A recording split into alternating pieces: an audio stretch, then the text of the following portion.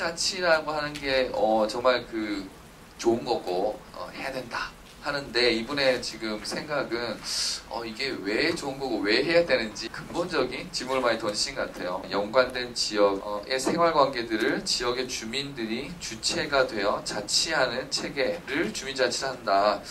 주민이 자치하는 게 주민자치다. 이거 동호반복이 아니냐. 그리고 이제 자치의 이제 주체로서 도주민의 이제 사업주와 출항일까지 더한 이유가 이제 무엇인지. 주민자치회나 주민자치에 관한 본질에 관한 정말 아주 예리하게 정말 잘 봐주셨다는 생각이 들어서 저는 이 질문을 통해서 든든한 동지 한 분을 얻었다. 배지석 교수님이 지적해 주신 문제에 관한 답변만 다 쓰면 대한민국 문제, 주민자치 문제 해결될 것이라는 걸로 답변을 대신하고요. 핀란드의 서현수 박사님 말씀하신 부분은 유럽은 주민자치 역사가 한 500년에서 짧게 300년. 그러니까 이 사이에 대이든 직접이든 다 녹아서 뭐 단체자치여서 주민자치여서 구분이 안 될 만큼 이미 숙성이 되어 있는 상황이기 때문에 뭐 더 논의할 게 없습니다. 근데 우리는 이렇게 숙성이 성공하기 위해서는 디테일하게 구분해서 이제 출발할 수밖에 없다는 이제 그런 답변을 좀 드리고 싶고요. 민주주의와 자치를 연계시켜 봤을 때 흔히들 얘기가 이제 이게 배지석 교수님 지적하는 문제 같습니다. 의사결정에는 상당히 민주적인 절차가 반드시 필수입니다만은 집행은 민주적으로 하면 안 됩니다. 그 선택인데요. 사업부가 따로 있을 수밖에 없습니다. 사업 조직이 있을 때 민주화를 어떻게 하느냐 하면 한번 결정하고 계속 맡기는 게 아니라 진행 과정에서도 계속 합의가 이루어지고 합의가 반영될 수 있는 그 열린 시스템이 필요하다는 그 말씀을 드리겠습니다. 실제 그 영국 경영 주민자치에서는 주민자치의 형태를 네 가지로 구분합니다. 시장형, 의회형, 아니면 전문가형 뭐 이렇게 하는데 그 일본도 보면 주민자치 회장을 직접 선거로 뽑는 경우, 임원 중에 뽑는 경우, 또 추대하는 경우도 있습니다. 이런 것 같이 아주 다양한 형태가 이제 살아 숨쉬는 어떤 그런 제도를 만들면 우리나라 국민들이 우리 주민들이 가지고 있는 창의성이 전부 다 발휘될 수 있겠다. 그 창의성을 발휘해서 실행을 경험하다 보면 거기에서 축적된 내용들이 저는 정말 세계를 선도할 만한 저력이 우리 국민들한테 있다고 보여집니다. 좋은 지적 고맙습니다. 저는 작년에 핀란드 깜베레 대학교에서 박사학위를 받고 핀란드나 북유럽은 유럽 안에서도 조금 독특한 민주주의 모델, 사회 모델들을 운영을 해왔죠. 요즘에 우리 사회도 관심이 많듯이 보편적 복지국가라는 그런 것들을 이루어왔고 굉장히 합의민주주의적인 그런 어떤 정책 의사결정 모델들을 만들어 왔고요. 그래서 우리가 흔히 핀란드나 북유럽 모델이 굉장히 직접 민주주의에 가깝지 않을까라는 생각을 또 막연하게 가지기도 합니다. 저도 그런 생각을 갖고 유학을 갔는데 막상 가서 경험해본 바로는 또 상당히 좀 다른 요소들이 있어서 이 부분에 대한 좀 정확하고 균형적인 이해가 좀 필요하겠다는 생각이 들어서 여러 감지를 했는데요. 예를 들면 핀란드를 비롯한 북유럽 국가들은 정당 중심의 강한 대의민주주의 시스템을 오랫동안 유지해왔고 현재도 그와 같은 모델을 강력하게 유지를 하고 있습니다. 그래서 지방 분권의 전통이나 지방자치의 전통도 굉장히 강력한 반면에 이 어떤 지방 수준에서의 민주주의와 의사결정의 모델도 이 정당 민주주의를 토대로 한 지방의회에서의 어떤 대표적인 기제를 통해서 해결을 하고 있습니다. 기본적으로. 그래서 이런 부분들이 예를 들면 스위스의 어떤 직접 민주주의 모델과는 상당히 다른 면들이 있어서 좀 더 우리가 고민을 해야 된다고 생각합니다. 복지국가 시스템도 기본적으로 굉장히 분권화된 복지국가 시스템으로 운영이 되고 지방정부가 복지국가에 굉장히 중요한 어떤 기능들을 전담을 하고 있습니다. 그래서 교육이나 건강 문제라든가 교통이라든가 주거 문제 이런 것들은 대개 지방정부를 통해서 채널링이 이루어지는 이런 것들을 볼 수가 있고 그래서 어느 지역에 거주하거나 그러한 공공서비스를 굉장히 평등하게 주민들이 이용할 수 있어야 된다는 게 헌법적 원리로서 보장이 되고 있습니다.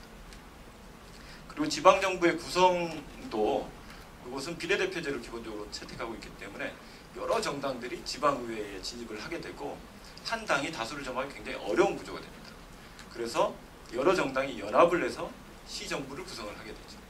그래서 예를 들면 헬싱키시 같은 경우에 지금 1당은 보수당이 이번에 차지해서 시장이 됐지만 4명의 부시장이 있는데 1명은 그 보수당, 2명은 녹색당, 녹색당이 2당까지 올라와 있거든요. 그다음에 또 1명은 3인당 이런 식으로 운영이 되고요. 의회 시정부의 운영 과정도 다 이와 같이 전개된다는 말씀을 하나 드리고 싶고요. 그리고 이런 과정에 이제 최근에 핀란드도 아까 국민적 그 시민발의 제도를 운영한다고 말씀드렸지만 지역 수준의 주민발의제도, 주민투표제도 이런 것들은 70년대부터 이미 오랫동안 해오고 있습니다. 굉장히 활발하게 이용이 되고 있고 15세 이상의 시민들은 누구나 자신들이 원하는 어젠다를 주민발의에 붙일 수가 있고 로컬 수준의 자치, 셀프 가버먼트 원칙이 헌법적으로 보장이 되고 있고 그리고 그 운영 과정은 굉장히 중간에 매개하는 정당이라든가 단체라든가 이런 것들이 활발하게 운영이 되고 있고 그것을 통해서 지방정부가 의사결정을 내리는 과정에 나와 이해관계가 있는 모든 어젠다에 대해서 지역의 시민들은 어떤 형태로든 참여하고 영향을 미쳐야 될 수 있어야 된다라는 게 지방정부법에 이제 보장이 되어 있습니다. 그 일환으로 방금 말씀드린 일종의 직접민주주의적인 기제인 주민발의제도와 주민투표제도 이런 것들이 보장이 되어서 잘 운영이 되고 있다는 말씀을 드리고요. 더 나아가서 지방의회는 청소년위원회, 노인위원회, 장애위원회를 해서 그 어젠다들은 반드시 또 당사자들의 목소리를 듣도록 반영하는 북유럽의 주민참여 모델, 핀란드의 주민참여 모델이 굉장히 독특한 자신들의 어떤 프레임워크 속에서 이루어지고 있다는 말씀인데 그 속에 주민참여의 기제들이 곳곳에 스며들어 있어요.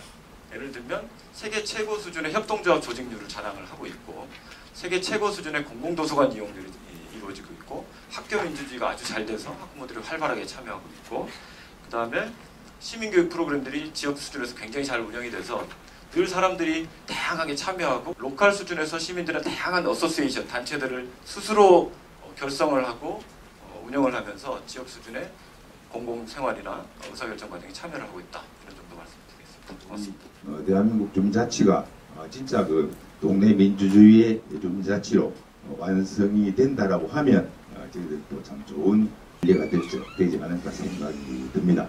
그런데 발표문의 그 자치와 민주의 관계에 대한 설명은 앞서의 자유와 민주의 관계를 생각한다면 강의의 민주거나 제도로서의 주민자치라고 보아야 이해될 수 있다. 그런 의미에서 발표문에서 사용된 개념이 다소 혼란스럽다. 앞서 얘기된 민주의 개념을 생각한다면 특히 국가는 당연히 자치를 기반으로 하여 민주를 논의할 수 있다라는 내용에서 그렇다. 자치와 민주가 뗄 수 없는 관계라는 건 너무나 옳은 지적이고 자치가 없이 민주가 절대로 시행이 되겠냐라는 점에서는 더욱 옳은 지적이다. 그러나 우리가 자치에 눈뜨기 전에 대의민주주의라는 제도를 민주주의라고 이해하는 통념에서 볼 때 국가가 민주를 실현해 나가면 당연히 자치를 실시해야 한다라고 하는 게 이해되기 쉽다고 본다. 그 다음에 그 주민자치는 저는 그 마을에 종합대학이라고 저는 생각을 하거든요, 사실은. 그리고 이제 우리가 흔히 뭐 백세 시대를 많이 얘기하는데 저는 인생 목표가 120살까지 사는 거거든요, 사실은. 노인대학이 한 60분 되시는데 팔순이 있는 분이 40분 정도 되세요. 근데 처녀처럼 왕성한 활동을 하시거든요. 저랑 친구하고 같이 커피도 마시고 많이 그렇게 하는데 정말로 주민자치는 그래야 된다는 생각이 들고 그 다음에 백세 시대에 보니까 4대 리스크가 있다고 그래요. 첫째는 그 패밀리 리스크, 가족 간의 관계가 우선적으로 중요하고 두 번째는 셀프 리스크, 끊임없이 자기 자신을 개방하고 공부해야 된다. 요즘 우리 관에서 이야기하는 평생 학습이죠, 그죠? 그 다음에 이제 하드웨어 리스크, 그 다음에 마지막으로 소셜 리스크가 있다 그래요. 사람 사이에서 우리가 살아가야 행복을 느끼게 되잖아요, 그죠? 그런 면에서 보면은 우리 주민자치는 너무나도 앞으로 중요한 역할을 해야 된다. 그런 생각이 듭니다. 보통 주민자치는 우리나라 1999년에 주민자치라는 용어가 들어왔고요. 그 이전에는 근린자치라고 했습니다. 이제 그런데 충남에서 안희정 지사가 동네자치라는 용어를 처음으로 도입했고요. 생활자치란 개념을 행정안전부가 행정자치부죠. 박근혜 정부 때 이제 만들었는데 용어에 관해서는 너무 혼란스러워 마시고 그냥 주민자치로 보편적으로 생각하시면 좋겠고요. 주민자치회에서 뭐 때문에 실패하고 있는가라는 말씀을 드리면 주민자치위원으로 영입을 할 때 무슨 일을 어떻게 하고 해줘야 된다는 미션을 전제로 사람을 뽑으면 전문가가 모이는데 말씀대로 동장 친한 사람, 구의원 친한 사람 갖다 놓고 그 얘기를 기대하면 거의 안 되고요. 그 다음에 주민자치위원회 이 각급 분과위원회가 있습니다.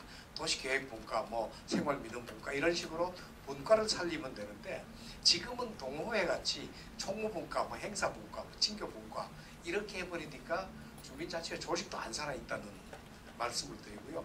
이 부분에 관해서 협의회장님들하고 저하고 해야 될 임무들이 있으니까 오늘부터 이를 악물고 좀 참여해 주시기 바랍니다. 예.